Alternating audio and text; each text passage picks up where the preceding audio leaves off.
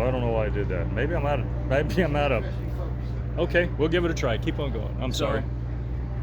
Tootsie Rolls. Some of the guys, I used to fly with Tootsie Rolls, and I'd go overhead in his formation while he's doing his, discipline arrangement of the troops. I'd throw bags of Tootsie Rolls out and get him to break. They always run for the candy. Here's his commander giving me a deep hook because I'm ruining his discipline, his speech, whatever he's doing with these guys. And this is the NVA. Yeah. Okay. All right. And Viet Minh. And it was crazy. Okay. Well, unfortunately, some other guy did the same thing and was killed. Oh. Because they took advantage of it. But it's just the luck of the draw. Okay. And I always flew in a full skid or a slip when I did stuff like this. So the guys looking at me and they point in front, shoot here, and I'd be over there when the bullet went by to get me in the wingtip or the tail wouldn't get me in the office space. Okay. And I'd get out there and leave alone because, like I say, if you didn't have Air America around to pick you up immediately, you had to rely upon the Air Force to pick you up. And if you relied upon the Air Force, you're talking about 3 to 4 hour wait because they got to brief up the mission, go ahead and hit the tanker of the Air Force. Saying 81 Sky Raiders got to come over and take control of the search and rescue effort. And it's just a big, long 2, 3, 4 hour process. Isn't that nuts? Yeah. And the physical probability of a guy bailing out in Laos, 3 out of 4 vehicular movements of troops was southbound. 1 out of 4 northbound. They weren't about to go ahead and logistically carry you, keep you alive, feed you, cage you, all the way down to the destination and turn around and do the same thing back up north. All the way north. It just was too much of a problem for them, so they just executed the guy. Okay. And so fighter pilots thought it was badass territory all the time. Yeah. Nothing to be further from the truth. It was really a friendly country, with the exception of a couple of guys. Well, it was the 30th of June. I had the first go in the morning and the last go at night, or the evening. And we had a new guy just arrived in theater. On the last day of the month, the backseaters, Laotian infantry officers, wouldn't go with us. Okay. Because it's a bad spirit. And they're very spiritual. It's like the Catholic nuns would teach you, good angel, bad angel, listen to the good angel. Well, there's good spirit, bad spirit. Okay, all right. And the last day of the month is bad spirit. Bad spirit. Don't fly with Raven last day of the month. If he die, you die too. Bad spirit. Okay. Don't fly with Raven last day of the month. So they wouldn't even show up at the airport. Wow. And so this kid had his first flight in Laos. I'm sorry it didn't work out. And he was going to fly off to oblivion. He was just gone. MIA. So I felt pity on him. I was going to hop in his back seat, help show him around the area and so forth. I wasn't supposed to. Just some more flying time. I really didn't need to put on my 175-hour limit. Okay. But I was going to do it. The back seats of the airplane, you get in the back seat, it was only about that wide on the airplane. And you had to go ahead and slide the front seat all the way forward. Okay. You had to take the rudder pedal, you had to collapse it down, lay it flat on the floor, you had to disconnect the stick in the back, stow it, and get back in and do all this stuff, slide the front seat back forward and hit your kneecaps, and you're in this little small cramped space. Yeah, that's claustrophobic. Well, half the time the back seaters use the stick as a relief tube. They gotta unplug it, pour it overboard. Okay. And sometimes they lose control of it in the slipstream, and we don't know if we're going to land in the middle of the jungle to collect up a back piston stick. Yeah, not much. So half the airplanes didn't have anything in the back. Okay. So I saw no reason to put the rudder pedal back up. Okay. And in fact, I took the other one and stowed it, so now I can slip my feet underneath the seat in front of me. Okay. And have plenty of room. All right. So I'm back there in the back. And I assumed, he was an academy guy, and I assumed he flew gliders. So he knew what skid and a slip was. All right. Bad assumption. He didn't fly gliders. In the Air Force pilot training, they knock it out of you. You don't slip or skid an aircraft because a swept wing fighter is a very easy way to lose control of it. Yeah. So you don't do that. Okay. So if you try and do that during the T-41 phase, which is the Cessna 172, you'll fail the ride if you skid or slip it. Okay. So they get it out of you. You don't do it. Okay. So this kid never realized what a skid or a slip was. And he gets into an ambush. And I'm yelling at him, skid it, skid it, skid it, skid it, skid it. Point the nose someplace else. Fewer bullets coming. Yeah. He didn't understand what I said. I don't have any controls. I can't do anything. And wham, they got us in the engine. Okay. And everything just shuddered away. And I looked back behind, and there was just a black trail of smoke. Okay. They got a couple of jugs. And he's approaching this saddle at 90 degrees. And I'm thinking, man, you never approach a saddle at 90. You always come at it at 45. Because if you're on the lee side, Uh-huh. you're in a downhill. If you're Okay. 45, you can turn away. Okay. Right. And find option B. Mm-hmm. We were looking there, and I'm looking up at this saddle right in front of me, and we're getting lower and lower and lower. Oh, man. Not gonna make it. Wham! We hit. And the airplane bounces back up in the air, and temporal distortion kicks in. My mind's racing 1,000,000 miles an hour. Everything's in slow motion. And I'm thinking, I'm alive. If I get this alive, I'm going to buy something. Boom! Okay. Hit again. And the left main gear collapses underneath the aircraft, comes skidding to a halt right at the edge of about an 80-foot drop-off. Oh crap. And I'm looking down the cliff, look up the other way, and there are beads of fluid coming down underneath the wing. Oh. And fuel. we have old tube radios, World War II radios. All right. The old L-19. And I'm sure that half those tubes are busted, and these red hot tungsten filaments, gas blows, it doesn't Yeah. burn. Yeah. And I'm yelling at the kid, disconnect the battery, turn the battery off. I can't reach it. And the wing box had collapsed around his head, and he's pinned. He can't even move with just Wow. the battery. So I carried an M79 grenade launcher with me everywhere I went.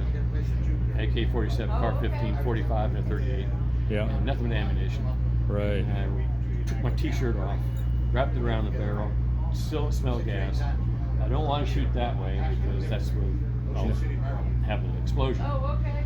Put it the other way, and I blew out the left side of the aircraft, the windscreen or the plexiglass and the railing. Okay. And I took the gun butt, banged against the side to go and make a big enough hole. Okay. I went through that hole. In the process, I went and gashed my head, and I got this blood just streaming out of my head. That was bleed. It's Yeah. really that bad, but Uh-huh. it really looks bad. I get out of that thing, underneath the aircraft. Adrenaline is a wonderful thing, but literally ripped the door off the hinge. Got inside, grabbed him by the ankles, popped him out like a cork, got back inside, grabbed the guns I left behind because I didn't want to get hung up in shards of stuff. And as I'm sweeping through the cockpit, I noticed all along that these airplanes, the nameplate had been mounted with thumbtacks. Okay. And I never knew why. Now I know why. I reached up, grabbed the nameplate, popped it off the dashboard, put it in a pocket souvenir. For sure. Okay. Okay. I come out of the aircraft, and there are 4 Vietmen coming up the hill. Wondering what's going on, that explosion up there. Okay. And their eyes as big as silver dollars, and they're looking at me and saying, Raven, bebop, Raven, bebop, bebop.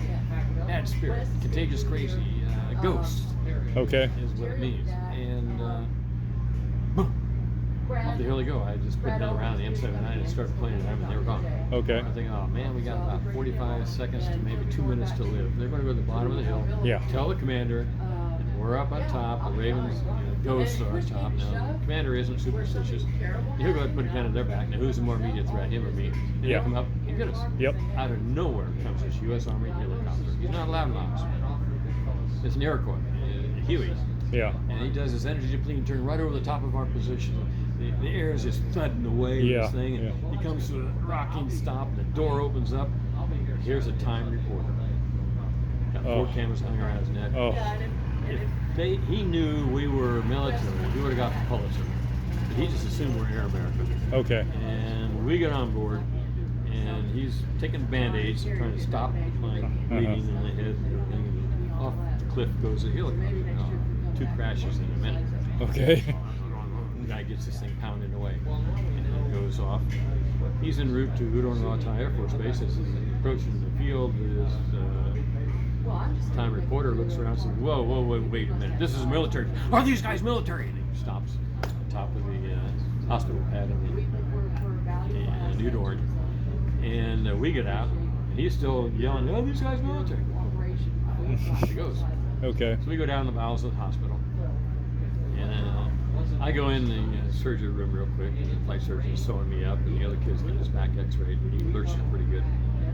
And This corpsman's walking down the hall with a telephone cord. You know, this is cordless.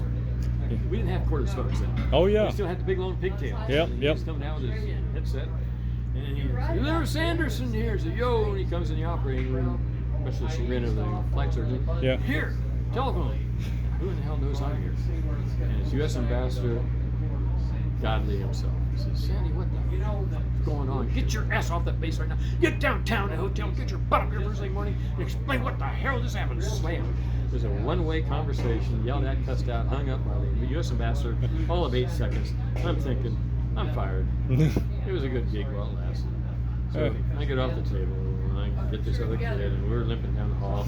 I still got the AK-47, R-15, Okay. 79, 45, 38, Okay. and all this stuff. And we're just clanging away down this gun-free zone. And Yeah.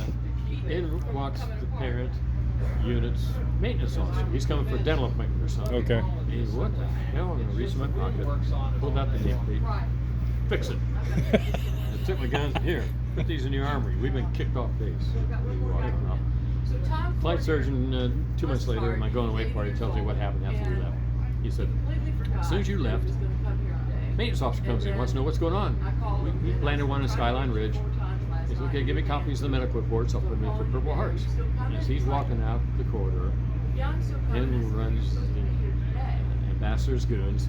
They take every single sheet of paper they can find on any desktop in the whole office, shred them. Wow. Including my whole medical file, gone. Wow. Out the back door, followed by the Time reporter, hot in the trail of these guys. And Fletcher said, I have my feet up on top of the table reading the medical journal, and this guy, where are they? Where are they? I don't know what you're talking about. Gone. He lost his trace. Wow. And I go out the airport the next day. There's aircraft 718. Nameplate mounted on a new dashboard, Yeah. new engine instruments, new engine, new tail, new rubber, new everything. And my guns are in the back seat. Okay. So I fired up. I fly up to Vientiane. Now I'm going to the embassy and thinking, how can I get out of this? I wasn't flying. I was in the back seat. I was just helping the guy out. It wasn't my responsibility. I'm trying to come up with all these excuses to save my job.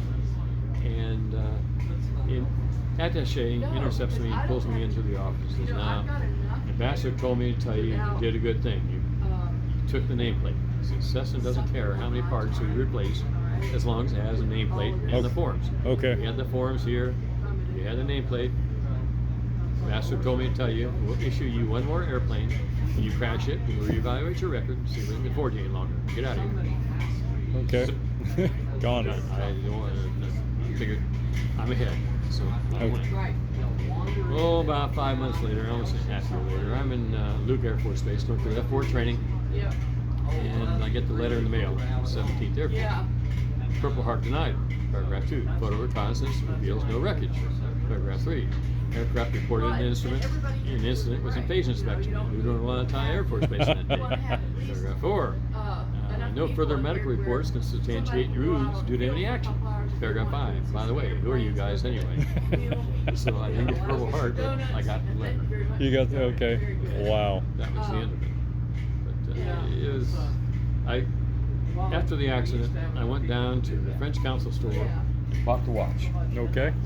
And then I went to Willie Fong, a gold dealer in town, and told him, make me a gold band this big. I zeroed my bank account out, and whatever I had in the bank account, I said, make me a gold band worth this much. That big. And Okay. that was it.